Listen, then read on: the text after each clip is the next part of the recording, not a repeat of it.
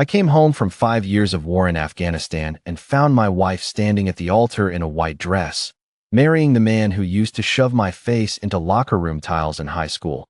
Brad Collins laughed in front of the whole church and said, "Looks like the war finally returned what was left of you." While Rachel looked at me like my survival had ruined her wedding, I did not swing at him, did not beg her, and did not let the town turn me into the unstable veteran they expected. I raised my phone, recorded the ceremony, saved the bank alert showing my deployment pay had gone to Brad Collins Motors, and said, "Keep talking. I want every word clear for court." Chapter 1. The wedding I was not supposed to see.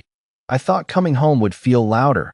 After 5 years in Afghanistan, after dust storms, night convoys, mortar alarms, medevac birds, 3 friends zipped into black bags, and 1 month when my name sat in a missing status file, I expected home to hit me like music. Instead, it was quiet. My hometown looked smaller than I remembered. The roads were clean. The diner sign still flickered on the corner. The old water tower still had the same faded paint. The houses looked like they had been waiting without missing me at all. I had not told Rachel I was coming back that morning. I wanted to surprise her. That was the kind of foolish hope war does not kill. It kills sleep. It kills innocence. It kills the easy belief that tomorrow is promised.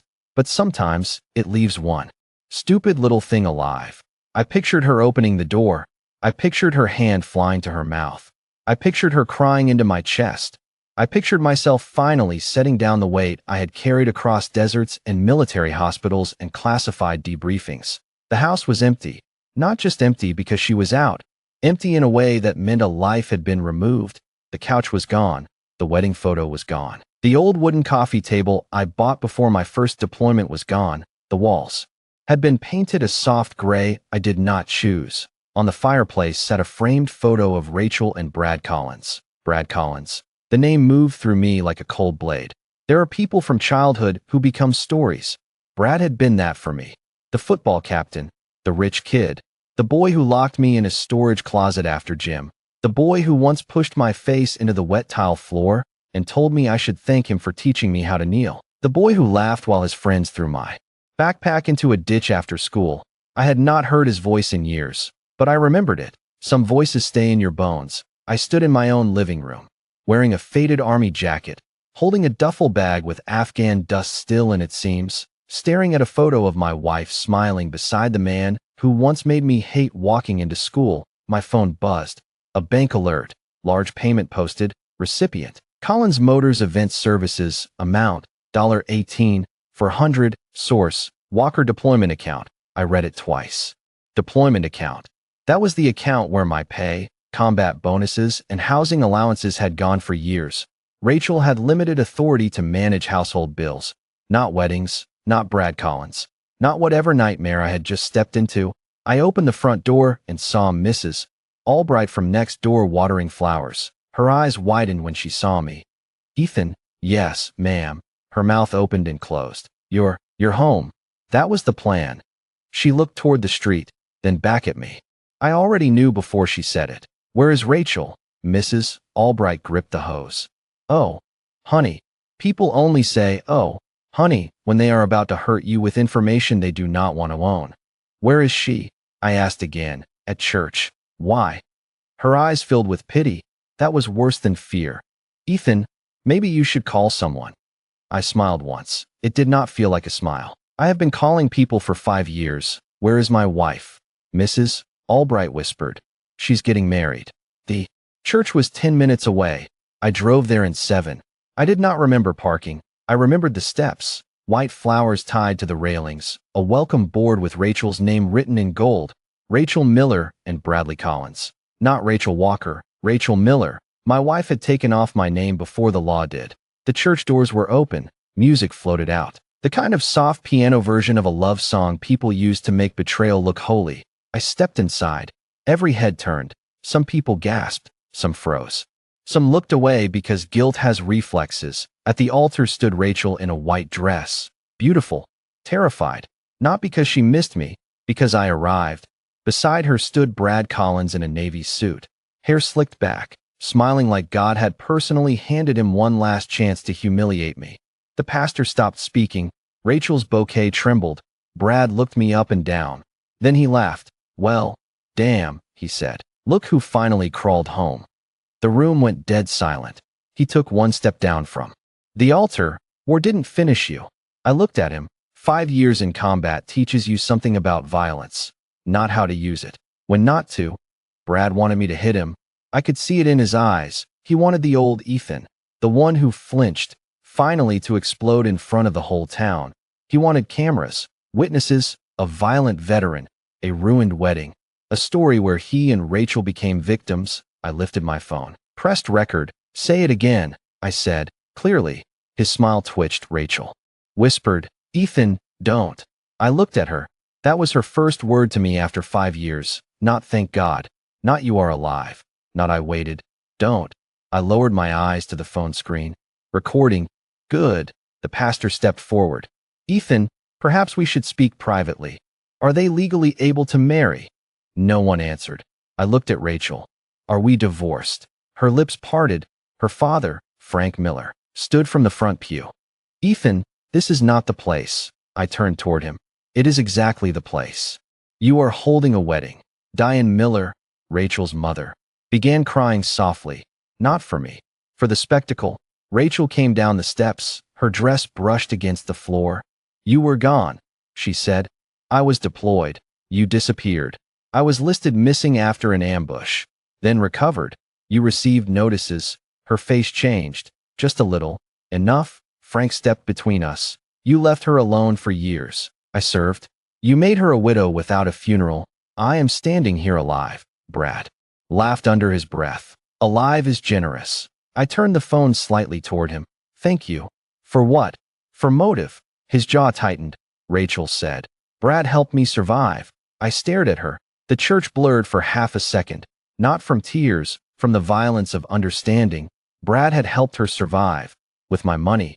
In my house. While my name sat on military records, banking transfers, and probably some forged document buried in a courthouse drawer, I put the phone in my pocket while it kept recording. Show me the divorce decree. Rachel looked at Frank. Frank looked at the pastor. The pastor looked at the floor. There was no decree. Brad stepped closer. You don't get to walk back after 5 years and claim her. I faced him fully. I am not here to claim anyone. Rachel flinched. I am here to find out who stole from me. The room shifted. People understand betrayal. They lean in. Money makes them nervous. My phone buzzed again. Another alert. Pending transfer blocked due to insufficient authorization review. Recipient, Collins. Motors, amount, $7. 200. They were still trying to move money. During the wedding. That was almost impressive. I showed the screen to Rachel. Her face went white. Ethan, did you pay for this wedding with my deployment account? Brad snapped. That account supported your wife. No, I said. It supported a household I was told still existed. Frank lowered his voice. Let's not make this uglier. I looked around the church, at the flowers, at the dress, at the man who once shoved me into lockers and now stood in front of me using my money to marry my wife. It became ugly before I opened the door. I turned to the pastor. Please preserve all footage, paperwork, and witness records related to this ceremony. The pastor swallowed. I will. Brad smirked. What are you going to do, soldier? Sue the wedding. I looked at him. No. I looked at Rachel. I am going to audit it. Then I walked out. No punch. No shouting. No begging. Just the sound of my boots on church wood, followed by the panic of people. Realizing the quiet man had not lost control, he had started counting. Chapter 2. Everyone wanted me to leave quietly. Rachel followed me into the church hallway. Her dress dragged behind her like evidence. Ethan, wait. I stopped near a framed photo of last year's Easter service. Rachel stood in the picture beside Brad, smiling. His arm rested around the back of her chair. Frank and Diane stood behind them like proud parents. I had been in Afghanistan when that photo was taken. I had spent that week sleeping beside a broken wall after an improvised explosive device hit the lead vehicle in our convoy. Funny how two people can share a marriage and live in different worlds. Rachel reached me breathless. Please do not do this here. I turned. What exactly am I doing? You are humiliating me. I stared at her. That word, humiliating. I almost admired the courage it took to use that word while wearing a wedding dress for another man in front of her legal husband. I walked into a church where my wife was marrying my high school bully. Her eyes filled. You were gone. I was at war. You stopped writing. I was missing. You came back different. I came back alive. She looked away. There it was again. Alive, but inconvenient. Frank and Diane entered the hall, followed by Brad. The pastor came last. Nervous and pale, Frank spoke first. Ethan, you need to understand what Rachel went through. I would like to understand the divorce first. Frank's jaw tightened. There were papers. Where? We were told things were processed. By whom? Diane whispered. Rachel had power of attorney. I looked at Rachel. Limited power of attorney for bills, insurance, household maintenance, not divorce, not property transfer, not marrying Brad Collins, Rachel whispered. I thought it covered what needed to be done. No, you didn't. Her mouth opened, but nothing came. Brad crossed his arms. This is pathetic. She moved on. Be a man about it. I looked at him. There is a camera above the hallway door. His eyes flicked upward. Good to know. Frank stepped closer, lowering his voice. You do not want this to become public. People respect soldiers, yes, but unstable veterans make everyone nervous. Think about how this looks. There it was, the new weapon, not fists in a locker room. PTSD, a label they could use before I spoke. I had seen men carry real trauma. I had carried it myself. The thought of Frank turning it into a town rumor made something in me go very still. Say that again, I said. Frank blinked. What? Say you plan to make me look unstable if I ask questions? His face reddened. I did not say that. No. But you dressed it well. The pastor cleared his throat. Ethan, I am sorry. I did not know there was no final divorce decree. Rachel told us you had been gone for years and that the legal process was handled. I turned to him. Do you have copies of what she submitted? Yes. I need them preserved. Brad laughed. You need a life? I ignored him. Pastor Reed, if this ceremony continues, you may be participating in an invalid marriage. The pastor's face went white. Rachel whispered. You would ruin my wedding. I looked at her. Rachel, I did not bring the invalid marriage to church. That landed. People had gathered near the hallway entrance. Bridesmaids. Brad's mother. Carol. A few old classmates. Carol Collins stepped forward, her voice sharp. You should be ashamed. She waited long enough. I recognized her too. She had been the mother who told the principal. Boys were boys after Brad broke my glasses sophomore year. I smiled faintly. Mrs. Collins, still explaining your son's behavior. I see. Her face twisted. Brad moved toward me. I did not step back, but I did move my phone slightly, so the hallway camera and my own recording had a clean line. He noticed. The old Brad would have shoved me anyway. The adult Brad had loans, a dealership, and a bride wearing a legal problem. He stopped, smart enough to be dangerous, not smart enough to be clean. Rachel touched my sleeve. I looked down at her hand. Once, that touch could have undone me. In Kabul, I used to take out her last letter and read it until the paper softened. I used to imagine her hand in mine when the nights stretched too long and the sky glowed orange from distant fire. Now her fingers felt like someone trying to pull me back into a role. Husband, provider, silent casualty. I removed her hand gently. Do not touch me unless my lawyer is present. She recoiled. Your lawyer? Yes. You are really doing this? No, I said. You did this. I am finally asking for receipts. I walked past them into the pastor's office. Pastor Reed followed, grateful for a task that did not involve emotional warfare. He pulled a file from a cabinet. Wedding intake forms. Rachel Miller, Bradley Collins, prior marriage status, widowed, presumed dissolved. Presumed dissolved. I took a photo. Who wrote this? He looked miserable. Rachel filled out the form. Rachel stood in the doorway. Her face was white. I did not know what else to put. You could have put married. You were gone. I was not dead. No one knew. I pulled up my phone and opened the military family notification portal.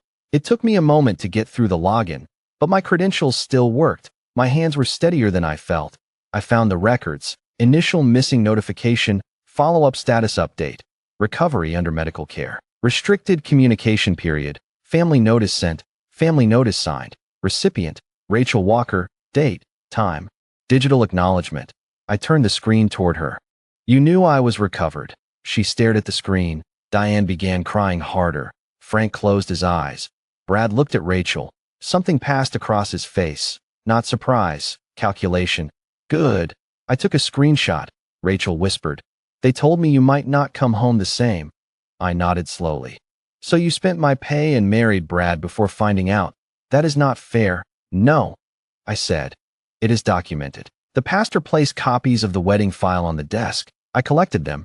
As I left the office, I heard Brad mutter to Frank, do not let him near the house. The house, my house. The one bought with my VA loan eligibility, my deployment savings, my name on the deed. I turned back. Too late. Brad's face darkened. I walked out of the church and into the sunlight. The wedding guests watched from the steps. Some stared with pity, some with guilt, some with the same hunger from before. Disappointed I had not bled for them publicly, my phone buzzed again. Bank message, suspicious activity alert, attempted. Transfer declined. I looked at the name, Collins Motors. I saved the alert. Then I called Olivia Grant, a veterans' rights attorney whose card I had received during demobilization briefing. She answered on the third ring. Olivia Grant. My name is Ethan Walker. I just returned from Afghanistan. My wife is trying to marry another man without a divorce, and my deployment pay is being transferred into his business. There was a pause. Then she said, do not confront anyone physically. Preserve everything. Where are you now? I looked back at the church, at the wedding. Leave? I already did. Good. Now we make sure they wish you had stayed quiet for different reasons. Chapter 3. My house had his shoes by the door. The house smelled different. Not bad. Just not mine. Pine cleaner. New leather. A candle Rachel never would have chosen when we lived there together. Something expensive and sweet. Like a home stage to impress people who did not know who paid the mortgage. I unlocked the front door with my old key. It still worked. That surprised me. Maybe Rachel thought I would never return. Maybe Brad thought changing locks was unnecessary when everyone agreed I belonged in the past. Inside, the entry table held a stack of wedding programs. Rachel Miller and Bradley Collins. Underneath them sat an envelope from the mortgage company addressed to Ethan Walker. That contrast told the whole story. I walked through slowly. Phone recording, living room, new couch, new television, photos of Rachel and Brad in frames. Kitchen, new appliances, receipts on the counter, master bedroom. I stopped at the doorway. Brad's boots sat beside the bed. His watch rested on my dresser. His cologne stood next to the small wooden box where I used to keep letters from Rachel. The box was empty. I stood there longer than I should have. Combat teaches you how to clear rooms. It does not teach you how to clear your own bedroom of another man's life. A memory hit me, without permission, Rachel sitting cross-legged on that bed before my second deployment, folding my t-shirts badly because she was crying too hard to match sleeves. Come back to me, she had said. I had. The room had not. I opened drawers, financial statements, renovation invoices, a printed quote for Collins Walker Residence Master Suite Upgrade. Collins Walker, I laughed once. It sounded dead. In the home office, I found the file cabinet half emptied. My military records were gone. But Rachel had missed the bottom drawer. Inside was a folder labeled VA Home Loan, Original Deed Copy, Loan Documentation, Power of Attorney Paperwork, Limited, Specific, and Clear. Rachel Walker was authorized to manage recurring household payments, insurance renewal, and emergency repair approvals during deployment. Nothing else. Not sale, not transfer, not refinancing, not divorce. I photographed every page. Then I saw another folder tucked behind tax files. Divorce paperwork. My signature at the bottom. Except it was not my signature. It looked like someone had studied old Christmas cards and traced confidence over uncertainty. Wrong slant. Wrong pressure. Wrong spacing between initials. Rachel had not even forged me well. That hurt more than it should have. If you are going to erase a man, at least learn the shape of his name. I put the document in a plastic sleeve from the desk drawer. Evidence, not anger. Evidence. A truck pulled into the driveway. I checked the window. Brad's black pickup. 2 men with him. Of course, he came in loud. This is trespassing. I stepped into the hallway holding the deed. My name is on the property. Brad stopped short. Behind him stood Trevor Nash, his business partner, and another man I recognized from high school, but could not name. Brad's eyes dropped to the file in my hand. What are you doing in my house? I pressed record again. Say that again. His jaw tightened. Trevor looked uncomfortable. Brad stepped closer. You think a uniform makes you important? I am not wearing one. You know what I mean. Yes, you mean you need me to be the same kid you used to corner in the locker room. His face changed. For a moment, the years disappeared. I saw 17-year-old Brad, big shoulders, cruel smile. A room full of boys laughing because cruelty made them feel chosen. You were pathetic then, he said quietly. Still are. Trevor shifted. Brad. I did not move. Keep going. Brad looked at my phone. You always needed evidence because you never had guts. I almost smiled. No, I need evidence because people like you lie once adults. Start listening. He stepped close enough that I could smell the liquor under his breath. Rachel is mine now. No, I said. She is responsible for her own choices. That irritated him more than jealousy would have. She chose me. Yes. And you lost. I looked around the hallway, at my mortgage statement, at his boots, at the file in my hand. Brad, if winning means living in another man's house on another man's deployment pay, you might want a different trophy. His face flushed. He grabbed my shoulder. Not hard enough to injure, hard enough to provoke. My body reacted before my mind did. Not with a punch, with stillness. War had trained the flinch out of me. I looked down at his hand, then at the camera above the doorbell, then back at him. You should let go. His hand stayed. Or what? Or the police report includes assault. Trevor grabbed Brad's arm. Man, stop. Brad shoved me back lightly and released. You are not staying here. I am not asking your permission. Rachel's car pulled in. Then, she hurried inside, still in part of her wedding makeup, dress changed into jeans and a sweater. Brad, stop. He turned. He broke in. He has a key. She whispered. Brad snapped. Then why does he still have a key? I answered. Because I own the lock. Rachel looked at the folder in my hand. Her face collapsed. You went through my files. My files. Our files. Then you admit there is still an hour. She went silent. Brad glared at her. I saw the fracture. Small. Useful. I held up the forged divorce paper. When did you sign my name? Rachel's eyes filled. I did not think it would matter. That sentence did something to me. Not rage, clarity. You did not think my consent would matter. She covered her mouth. Brad said, don't answer him. I looked at Brad. She does not need to, the document answered. I walked past them toward the front door. Rachel followed. Where are you going? To my lawyer. Ethan, please. I stopped on the porch. She stood behind me, framed by the doorway of a house she had turned into someone else's. Stage. I waited, she said. I looked back. No. You spent. That was the first time she had no reply. I left with copies, recordings, and the forged signature. For years, Brad had won because I went home bruised and silent. This time, I left with documents. Chapter 4. The signature that erased me. Olivia Grant's office sat above a bakery downtown. The place smelled like coffee, sugar, and war after paperwork. Her walls were covered with framed certificates, military legal aid awards, and one photo of her younger brother in marine dress blues. She did not waste time on sympathy.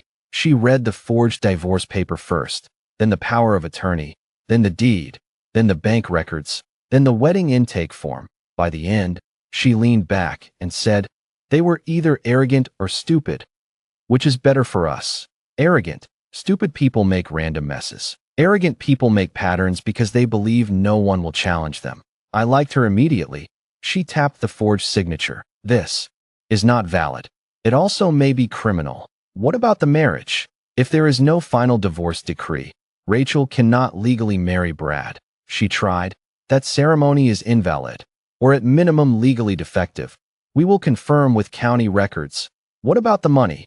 That depends on account type, authorization scope, and intent. But if deployment pay and housing allowances were moved outside permitted household use into Brad's business, that is recoverable and potentially fraud.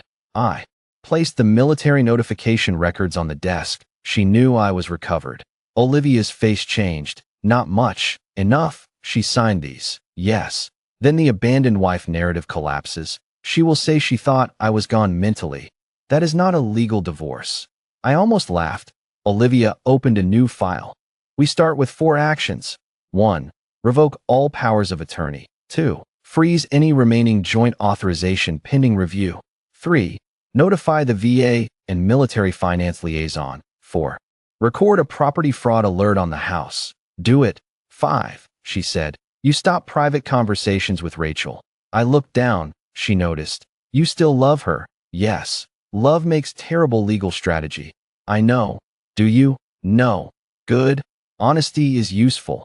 She drafted letters while I called Captain Laura Bennett, the military finance liaison assigned through veteran support channels. Captain Bennett listened without interruption, then said, "Send the transfer records securely. If deployment-related funds were misused under limited authorization, we can flag for review. Will this become public? Not from us, but legal action may." Understood, Sergeant Walker. Yes. Do not let anyone shame you for asking where your pay went. The sentence hit harder than expected. For 5 years, money had meant Rachel was safe, bills paid, home maintained, future preserved. I had told myself every transfer was proof I was still a husband even when half a world away. Now those same transfers looked like footsteps leading to Brad's door. At 3:00, Olivia and I went to the county clerk. Marriage status: Ethan Walker and Rachel Walker. Active. No divorce judgment. No dissolution recorded. One incomplete petition filed with questionable signature, later abandoned for procedural deficiency. Olivia smiled without warmth. There it is. The clerk looked uncomfortable. So Rachel could not legally marry Brad. The clerk chose her words carefully. There is no record showing she was free to enter a new marriage. Good enough. At 4:30, we filed a property fraud alert. At 5:10, bank authorization was suspended pending review. At 5:32, Brad Collins Motors attempted another transfer, declined. At 5:41, Rachel called me. I did not answer. At 5:43, Brad called. I did not answer. At 5:46, Frank called. I answered with Olivia beside me. "Ethan," Frank said, voice sharp. "What have you done?" "Protected my accounts. You cut Rachel off. I revoked unauthorized access. She has bills. So do I.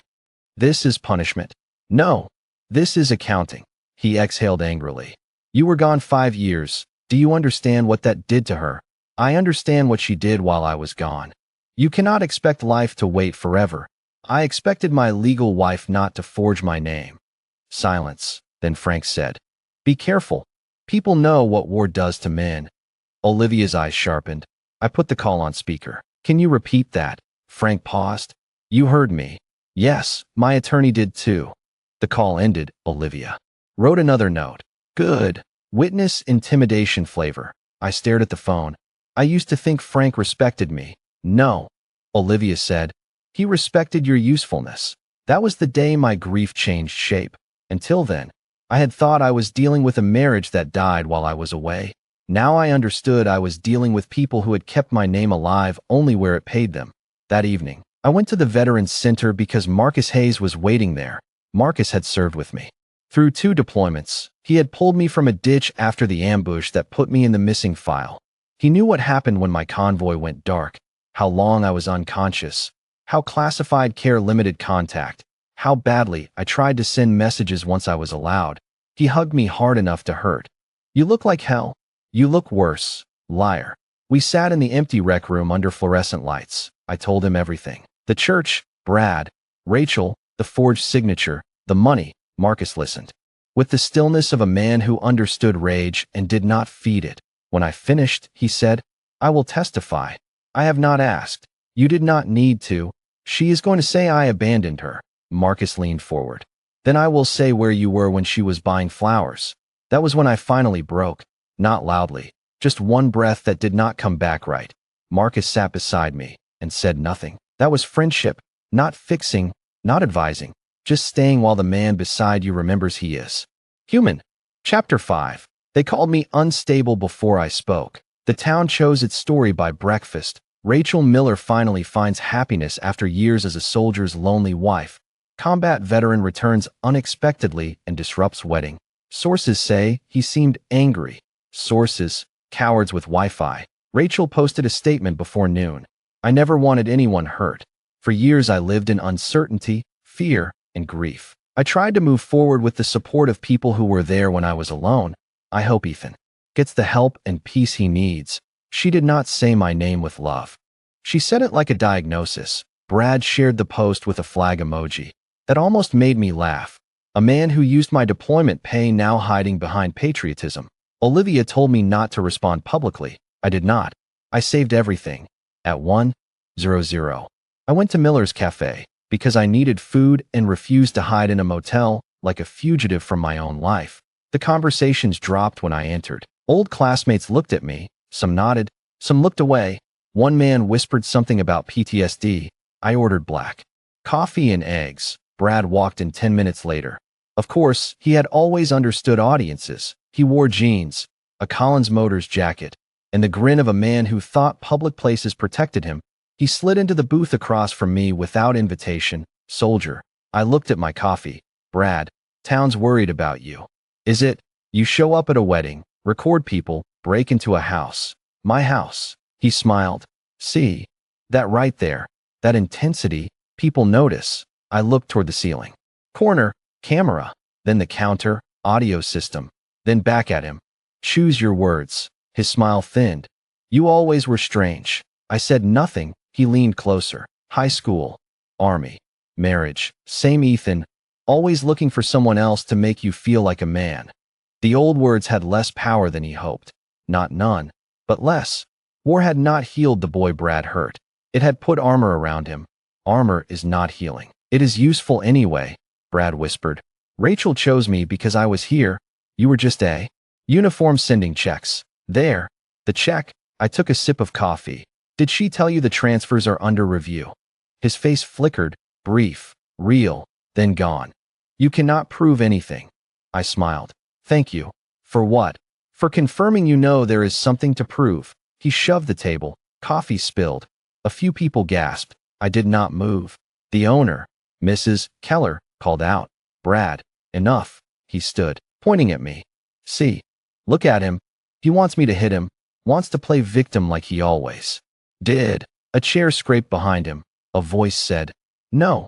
Brad, you always wanted him to react so you could pretend you did nothing. I turned. Ryan Palmer. I had not seen him in 15 years. He had been on the baseball team. Not one of Brad's closest friends, but close enough to laugh in hallways and look away when things got ugly. Ryan looked nervous, but he stood. Brad glared. Sit down. Ryan shook his head. No. The room was silent. Ryan looked at me. I should have said something back then, Brad snapped. Shut up. Ryan continued, louder. You locked him in the equipment cage after practice. You broke his glasses. You and Trevor dragged him into the shower with his clothes on junior year. I looked down at my hands. Memory is not a file. It is a room you get thrown back into, Brad said. We were kids. Ryan faced him. You are doing it right now. That was the first crack in Brad's local legend. Not legal. Not enough. But public. I stood and placed cash on the table. Thank you, Ryan. He nodded. Ashamed, I walked out before my hands could start shaking. Outside, Marcus Hayes leaned against his truck. You okay? Did Olivia send you? No. She has a scary assistant for that. I followed Brad. That sounds illegal. I followed him with American freedom. I almost smiled. He opened the truck door. Get in. Where are we going? Veterans Center. You look like you need people who know the difference between controlled and numb. I got in. That afternoon, Marcus gave Olivia a full statement. Ambush, missing status, recovery, treatment, restricted communication, attempts to contact Rachel, military notices. He also had copies of emails I tried to send when comms reopened. Some had bounced. Some went through. Rachel had never answered most of them.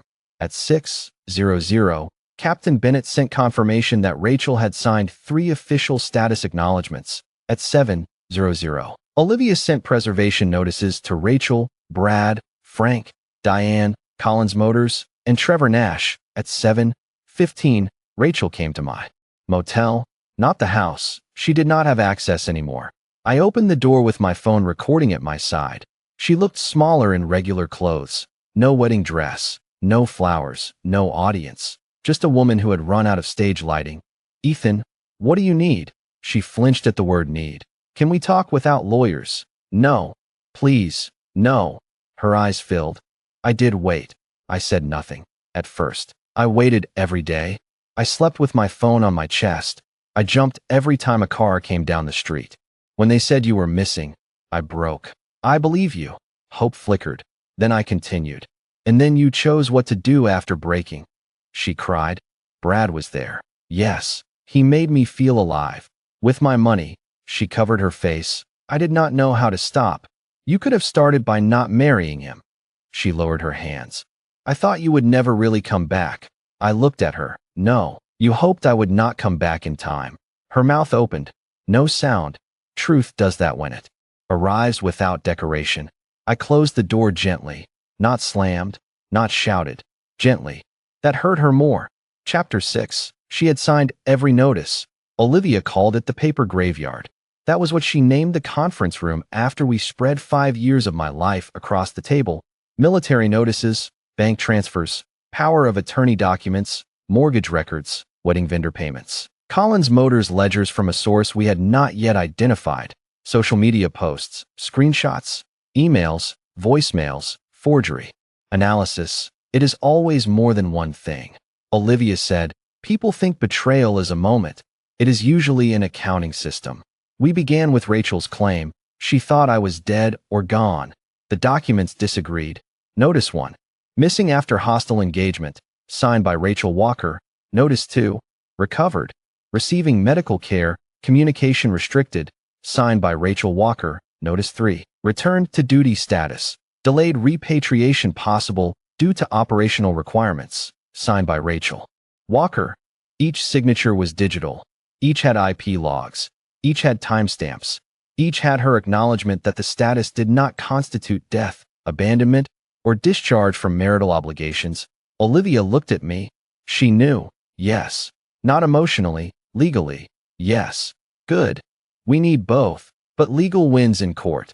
Then came the money.